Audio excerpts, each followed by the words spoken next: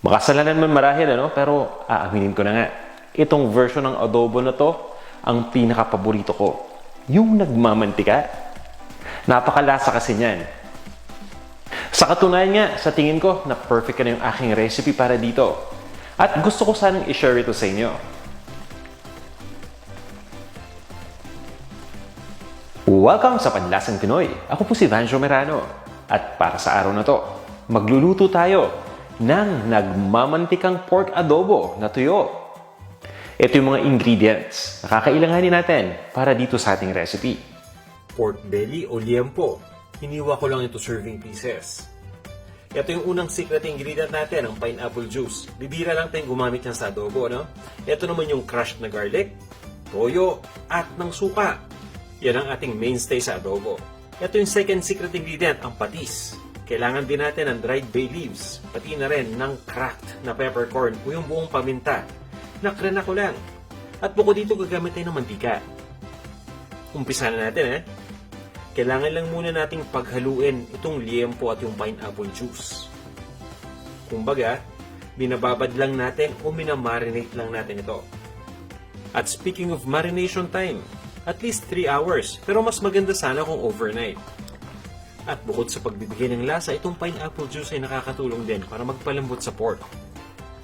Dahil yan sa sangkap na kung tawagin ay bromelain, na talaga namang nakakapagpalambot ng mga karne. So yan, ituloy lang natin ang paghalo. At siguraduhin lang natin na nakasubmerge na yung pork dito sa pineapple juice. Para naman talagang nakababad na lahat.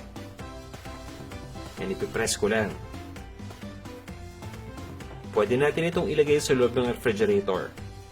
At mas maganda kung tatakpan pa natin ito ng cling wrap. At makalipas ang 3 oras ng pagbababad, isi-separate lang natin yung pork pati yung kanyang marinade ingredient o yung pineapple juice.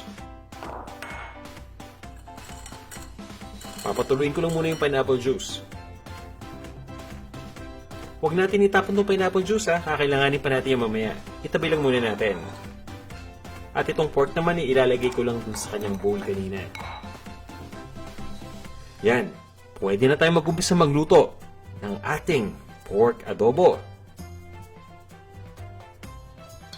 Kailangan lang natin ng konting mantika, mga 2 to 3 tablespoons lang. Pinapainit ko lang yan sa isang wok o sa isang cooking pot. Gagamitin lang natin ito ng panggisa sa bawang pati dun sa pork, no? Kaya ni-spread ko muna yan. At once na ma-spread na, ay ilalagay ko na yung crushed na garlic o yung bawang.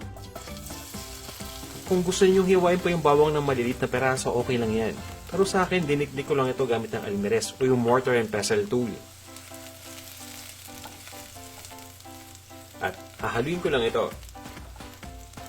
Itutuloy lang natin ang paggisa.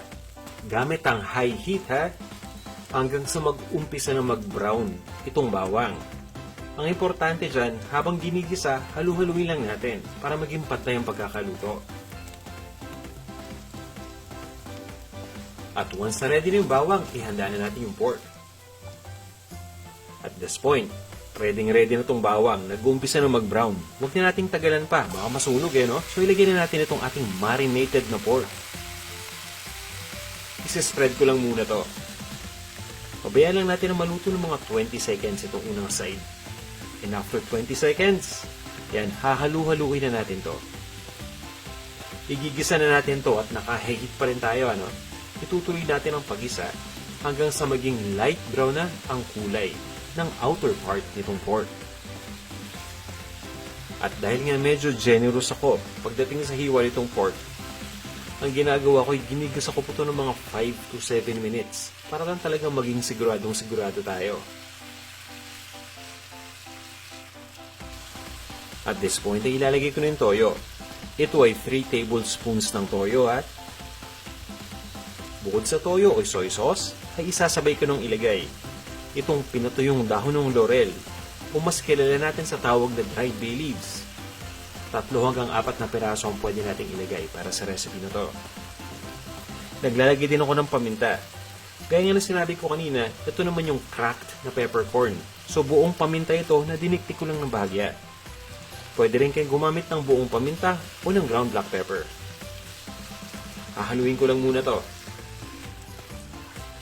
itutuloy ko lang ang pag-isa. Nasa high heat pa rin tayo ng mga 2 minuto. Makalipas ang 2 minuto ng pag-isa, pwede na nating ilagay yung pineapple juice. Ito yung natirang marinade kanina ng pork. At syempre, dahil nga adobo to, kailangan natin ng suka. Ito yung sukang puti. 5 tablespoons ng sukang puti ang gamit natin. At nga pala, bago ko makalimutan, pagdating naman doon sa pineapple juice, ang gamit natin ay 3/4 cup lang, no? Pabayaan lang natin kumulo yung liquid, kaya tinakpan ko. Yan, at once na kumulo na, hahaluin ko lang muna ito sandali. At kailangan pa natin palambutin itong pork. Kaya ang susunod kong gagawin, ay i-reduce ko lang yung heat sa low. Tatakpan ko tong ating lutuan at itutuloy ko lang ang pagluto sa pork hanggang sa tuloy na itong lumambot. Hindi na natin kailangan gumamit pa ng tubig dito. Ang pinagpapakuluan lang natin ng pork ay yung pineapple pati yung katas na galing dito. At syempre pati yung soy sauce at yung suka. At habang pinapakuluan pa rin natin itong pork, huwag natin kalimutang halu-haluin. Napaka-importante niyan. Para nang sa ganun ay maging balanse yung pagkakaluto. Ang gusto nating mangyari ay mapakuluan itong pork hanggang sa talagang maging napakalambot na to. At isa pa, pansinin ninyo, hindi lang liempo lahat yan, Kadalasan kasi pag sinabing liempo, may nakadikit na spare ribs. So pati yung ribs, sinama ko na. Pero okay lang yan, I-explain ko sa inyo mamaya kung bakit okay lang maglagay ng part na may buto. Pero sa ngayon, after 50 minutes ng pagpapakulo sa low heat, makikita naman ninyo na malambot na yung pork. At ayan, nagmamantika na. Pero may konti pang sauce, so hindi pa tayo magtatapos dyan. Itutuloy pa natin ang pagluto dyan, At meron pa tayong isang secret ingredient na naibahagi ko nga kanina na kailangan nating ilagay. Kaya naman at this point, ay lalagyan ko na to ng patis.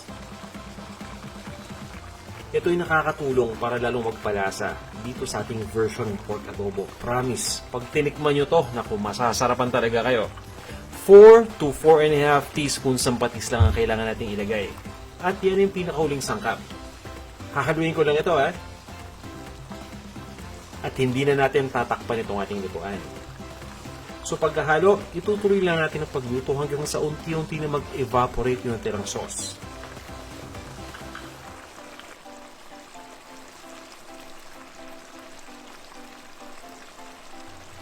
Iba talaga nagagawa ng pagluto sa low heat ng matagal. Dahil talaga napapalambot nito yung karne ng tuluyan. Kaya naman mapapansin niyo, kusang humihiwalay na yung buto, So ayan yung part ng ribs. Makikita ninyo yung buto. Ayan, napaka-evident na. So tatanggalin na natin yan. Isa-isa natin tanggalin yung mga buto na makikita natin. At itutuloy ko lang ang pagpapakulo. Naka-medium heat na ako ngayon, hanggang sa tuluyan na mag-evaporate yung sauce. Nakikita ninyo, halos wala ng sauce yan. Mantika na lang. Yan yung masarap dyan dahil lahat ng lasa nandun na sa pork. Ako, yan yung panalo dyan. Pero syempre, yung mantika, hindi naman natin siya iinumin, Itatabi natin yan.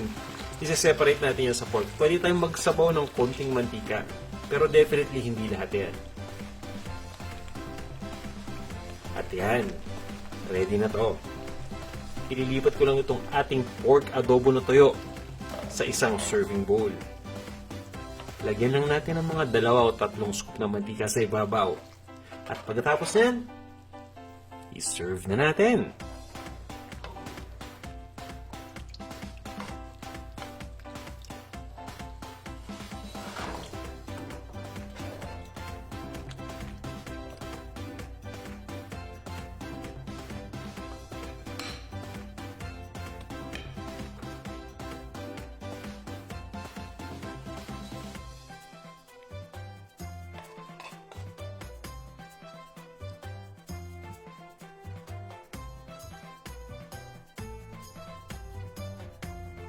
Eto na ang ating nagmamantikang pork adobo na tuyo.